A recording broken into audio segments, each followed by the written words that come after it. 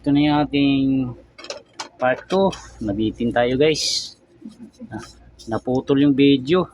Yan. Ito yung CH10 na error. Ang nakita nating problema nandun sa part 1 na guys. Itong 310 volts ang problema natin. Yan.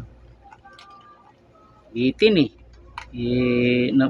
naputol bigla kaya di natapos. CH10 error. Yan. Ito. Yan natin to ha.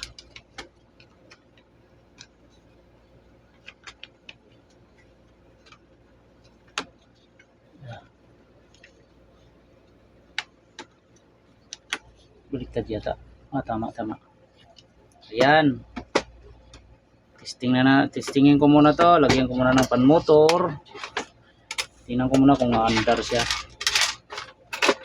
Yan. Yung kanina hindi talaga umandar Tinesting ko Wala kasi siyang 300 volts na output.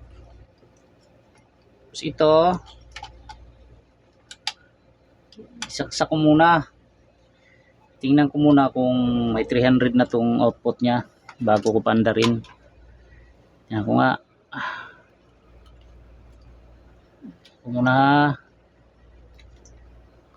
Check ko muna.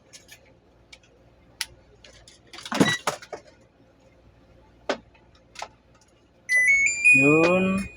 Tunog na siya. I-check ko muna guys kung may 310. 300. Ayan, kita naman sa ating tester.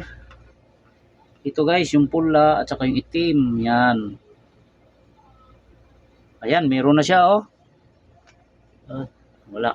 Ayan, tingnan nyo ha.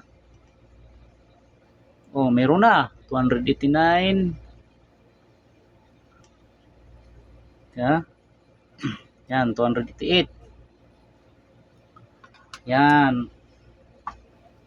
Ano natin to? Tingnan natin kung aandar yan.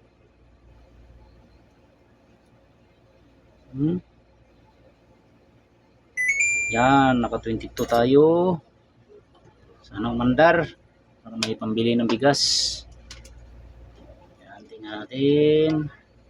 Yan, umikot na siya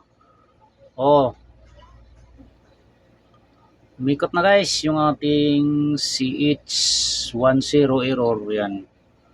Magana na yung ating pan motor Hindi natin na diretsyo pag repair kanina kasi naputol yung ating video.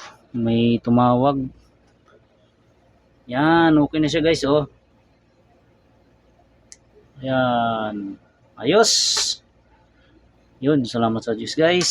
At may pambili na kami ng bigas. Okay. Pwede na to. Pwede na. CH10.